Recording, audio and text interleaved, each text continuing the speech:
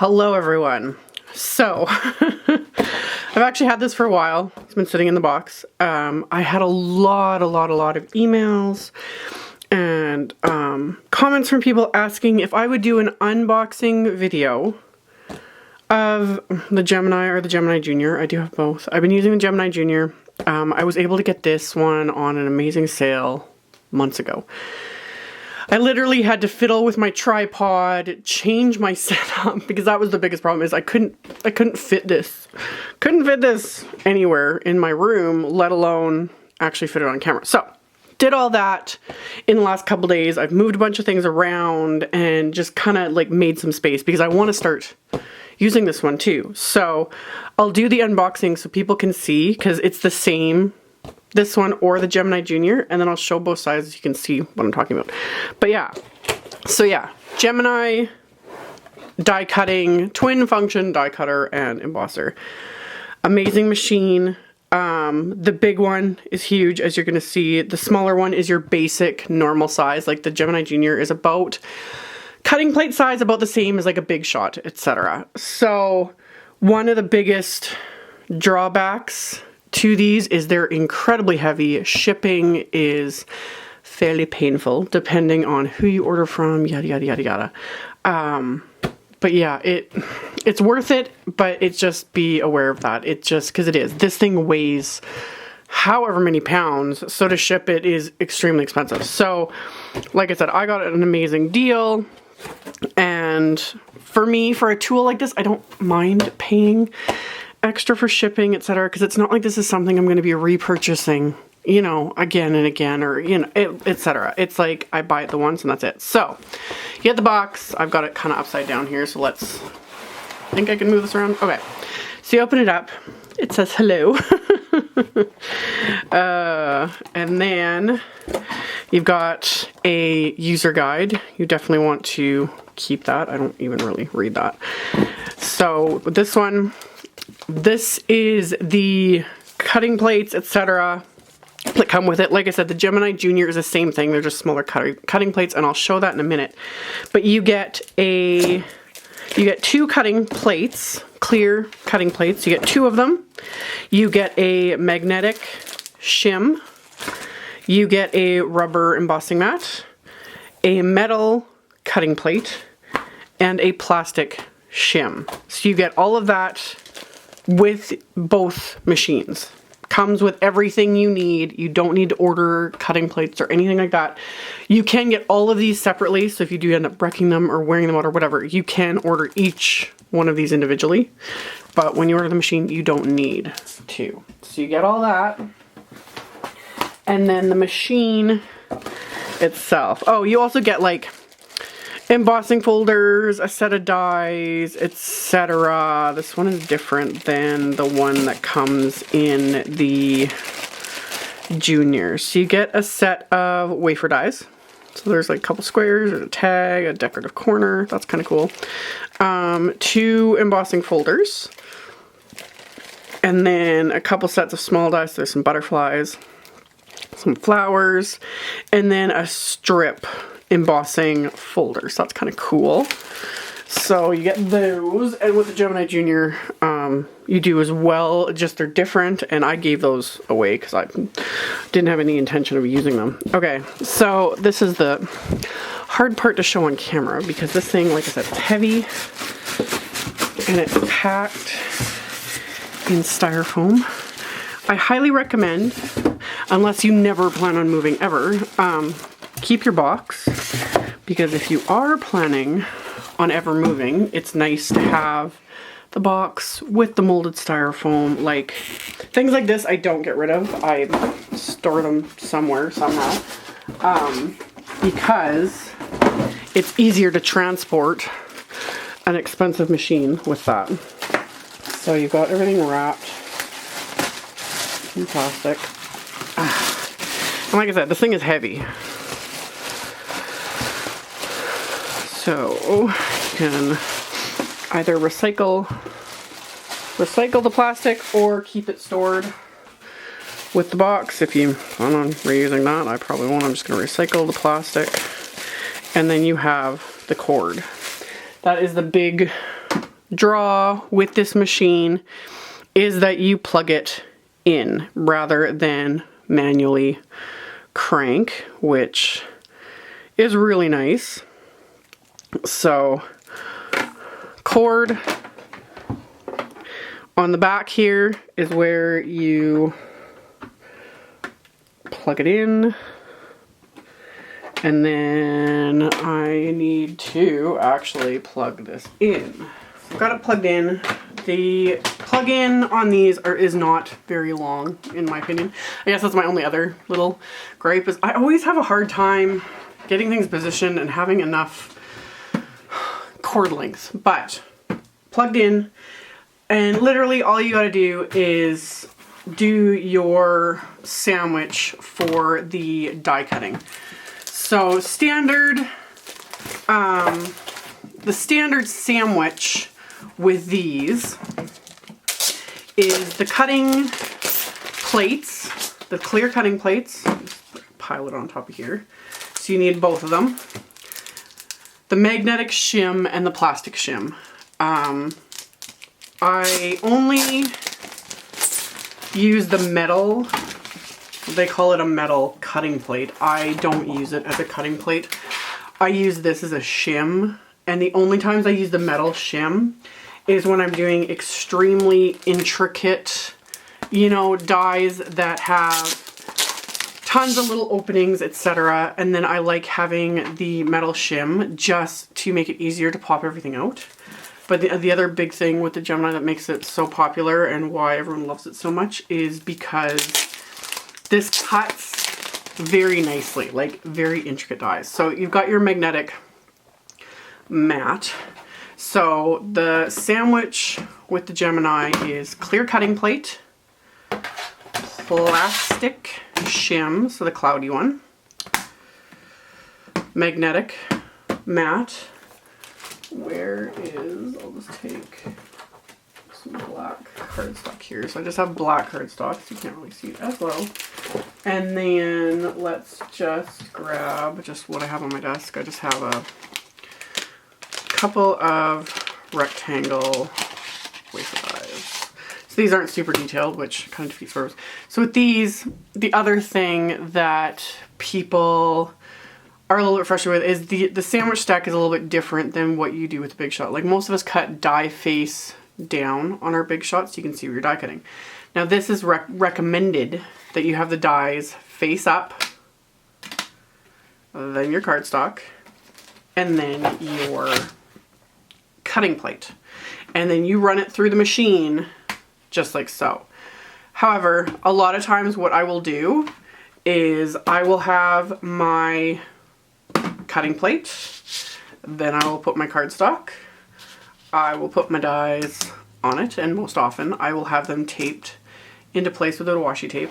And then my sandwich is still the same. So I have my magnetic sheet, plastic shim, plastic cutting plate, and I will just flip that over, position it on top, and I run it through just like this, or it doesn't really matter if I just flip it over and run it through the way it was intended. It honestly doesn't matter. So you turn it on.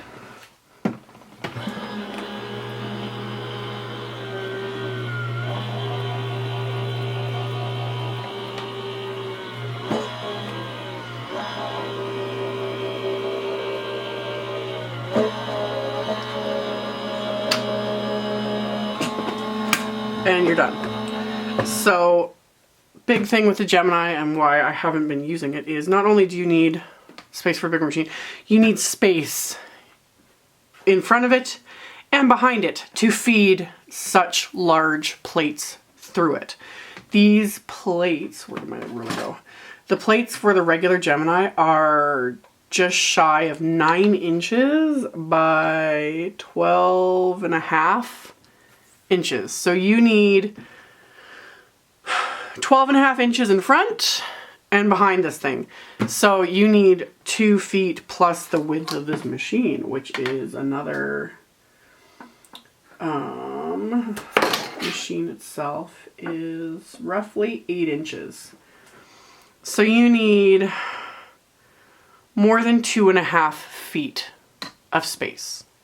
But obviously, like where you're feeding this in, like it doesn't necessarily need to be desk space. You know, this could be on something smaller. It's just make sure then you're there to grab it when it comes out so that it's not, you know, falling on the floor or whatever. But you know, you need some space for this thing. So this is with just turning it on. You can pause and reverse. I've never used these two buttons ever. I literally turn it on and then you just feed it through. And the minute it feels the plates, it just, you know, feeds through. So I'm not even going to get into these because I literally don't use them for anything. So yeah, it cuts like butter. Now, another thing that I should mention is I rotate my plates. I always keep the one pristine, that my bottom plate is always kept pristine. I never use it on the top for cutting. But this cutting surface, next time I use it, I'm going to flip it over. The next time I use it, I'm going to flip it over again, and I'm going to rotate it, and I'm going to put the dies in different places. I use the entire surface for cutting. If you always keep it like this, and you're always cutting in the middle, and that's the only thing you're using, that's why your plates are going to start warping. I've been seeing that a lot online, people asking and saying they've been really frustrated, etc. I used to get things about that with the Big Shot as well. People contacting me and saying they were really frustrated that their plates were warping and they didn't know what to do about it. And, you know, why did I, you know, did I have any issues? And I rarely did. I rarely have issues with any of my cutting plates warping, but that's because I literally use all the surface. If you stick to one spot, it is going to start to warp, and then it gets really difficult to use. You don't get as even of cuts, etc. So I'm always rotating, and I'm always either using the whole surface to die cut, or I'll move my dies. Like the next time I'll have my dies like this, you know, whatever ones I'm using. But like I move them around, and I'm always using my surface. So the other thing is this metal shim that I was talking about. For whatever reason, and someone can correct me if I'm wrong, but technically you're supposed to put the dies normally, like face up, and then your cardstock, like let's just say I was going to die cut this cardstock, then you can put the metal shim and then the plastic cutting plate. I do not like that at all. I find that a very bizarre sort of a thing. In fact, I'm gonna, yes. Yeah, cutting very intricate dies. They literally recommend having it like that. They do. I'm not losing my mind. I just think that's so bizarre. So this is how they recommend intricate dies. Is the same sandwich, except you would put the metal shim between the cardstock and the cutting plate. I think that's completely bonkers. I do not like cutting my die into that metal shim, not to mention it's going to warp the thing. So when I use it, I stick the metal shim just in between the plastic shim on the bottom and the cutting plate. I've just been doing that. So I've got the plastic cutting plate, metal shim, plastic shim, magnetic mat, wafer die, die face up, cardstock, like so. Run it through. It's great. Cuts beautifully. I have been so impressed with these machines. So that's how I do it. It's not how it's recommended, just FYI. Okay, so that's the Gemini. Big monster machine. The Gemini Junior. I gotta move stuff around again to show this. So, Gemini, I have to unplug my Junior just to actually show it. This is the Junior. So not a whole lot smaller. Let's see if I can show the whole thing. Okay, so this is like full camera frame. Full camera frame. So there's the Junior. It's smaller. It isn't that much smaller, honestly. Like if I line it up with this, it's about 3 inches shorter. Width-wise, I think it's about the exact same. Yeah, pretty much the exact same width-wise. So do you need both machines? No, not at all. I was able to get the one on a great sale, and then I got one of them through one of my contacts in the industry, whatever, and then I was able to get the other one on sale. I think it was this one. something. So whatever. No one needs both, but I do this as a business. So yeah, I've been loving the Junior. Now that I've finally unboxed this and hopefully I can make this work sideways, I won't need to use this as much. So what you can do though is the Junior, there's the plates. I've barely cut into this one, but this was my bottom plate. I've been using the same plate for months now. You can see it is so cloudy. I've done hundreds and hundreds of die cuts with this. It is not warped, like hardly at all, like just a fraction of warping. And that's literally because I have been cutting on every square inch of surface with this thing. So my go-to sandwich stack, of course, is cutting plate, plastic shim. You can see my magnetic shim is getting worn. Little tractor driving by. But it's still good to go. And then the cutting plate. So this is your standard size cutting plate. This is very similar to the Big Shot size. So this is 9 inches by 6 inches. So that's this size. You can see how much bigger the Gemini size is. It's about, you get about twice, you get literally twice the cutting surface with the Gemini. Now, one of the cool things though is these cutting plates are more expensive, obviously, because they're bigger.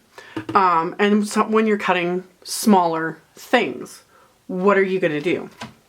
You know, because like, I have my little sidekick that I've shown in tons of videos. I like that, you know, with my little baby cutting plates, my little baby sidekick for, you know, when I'm doing multiple die cuts of intricate dies and sentiments and those sorts of things.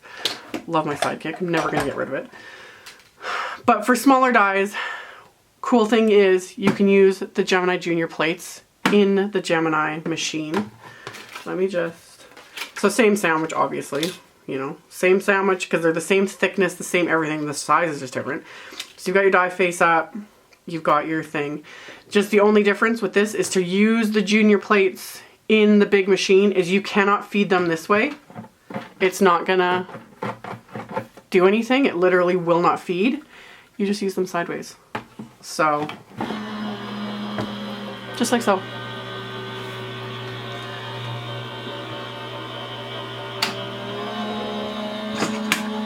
So, that really makes me happy. So you can do your die cutting. How cool is that? The only thing is like this does take up a lot more space. And while he said, yeah, it's only 3 inches bigger. Well, if you're like me and you don't have that much desk space, this actually is a big difference. But like I said, I've literally moved things around just so I could film this video, and I cleared up space so that I can, I'm gonna have this off camera. I keep all my die cutting like this way. So I cleared off some space so I can have this off to the side within easy reach. And then that way I still have my crafting space. I'll have the die cutting right beside me. And this is why I don't show this like in my videos when I'm creating 99% of the time now, because it's plugged in. That's part of it, like I said. And then always having to like move it. And again, I've also shown a little bit, like, people have the camera view, which is usually zoomed in a lot more, so you guys usually only see about like this much of my desk. Everything off camera is usually like piled up, you know, a foot high of all this stuff. So to even like simply like plop this into place, I usually have like clear space just to set down a piece of cardstock, you know, and color on or whatever. So that's just me explaining. For most average crafters, that's irrelevant. Like, you're not going to be moving around your machine unless you're filming or whatever. And for me, I just don't. But I hope this answered the questions people were having, and I hope it helped to like, yeah, see it being unboxed, see what comes with it, see how it works. You just got to decide for you whether or not you want to. I've had people asking like, is it, you know, should I get rid of my Big Shot and get this? If you're happy with what you have, you know, you have a Big Shot or you have a Vagabond or whatever die cutting machine you have, because there's so many out there, and you're happy with it, you don't need to. Like, just because a lot of us are, you know, jumping into the newest, greatest things or whatever, doesn't mean everyone has to. Like, again, I got them because I was able to get them at a very good price, and because for me, I was struggling a bit with my Big Shot and getting the intricate cuts with a lot of the dies I use, etc. And again, I do this as a business, and it's also a hobby for me, so I love trying out new toys, new tools, everything. But yeah, I am actually keeping just that. I guess that is the other drawback. I am keeping my Big Shot. It's off to the side. Mostly because if for whatever reason, that is because this is electrical. I've had people make comments like, well, if the power goes out. Well, for me, the majority of the time, if the power was to go out, I'm not even going to be filming. Like, depending. If it went out during the day, yes, that would be a huge pain in my butt. So I'd be able to use, I could still film because I use batteries.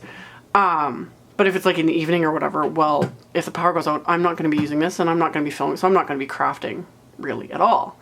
But that is another thing that is, I guess, a negative to this, is you obviously need a power source, and if it goes out, this is absolutely useless. Whereas a Big Shot or any hand crank type of machine, you can craft your heart's content and you're not using any power to do it.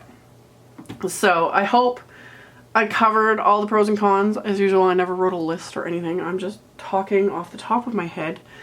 And yeah, I will have links to both machines and to the categories where, like I said, you can get replacement parts, like replacement shims, everything. Everything you need comes with the machine. I do recommend getting extra cutting plates. Each pack is just one plate, and like I said, I keep one clean. And then when the time comes that this one is worn out, I will get a new one for the bottom, and then I'll start using this one that's getting a little bit cloudy just from using it so much, will be my new cutting plate. That's how I always rotate them. But I use these ones until there is like no life. And I was the same with my Big Shot too.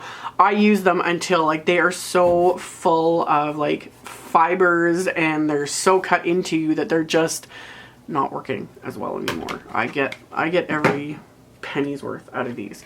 So I'm going to be using the larger machine. Again, the only reason you would need the larger machine is if you're using large dies that are solid. In fact, that's another reason why I pulled this out. I'm going to grab what I'm talking about.